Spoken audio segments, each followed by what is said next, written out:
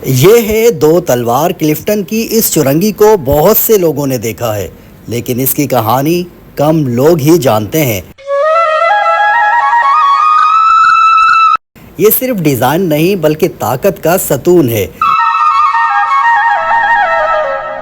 इसे 1973 में यादगारी मंसूबे के तहत जुल्फ़िकार अली भुट्टो के दौरे हुकूमत में मंजूर किया गया था, जिसका मकसद कराची की खूबसूरती को बढ़ाना था।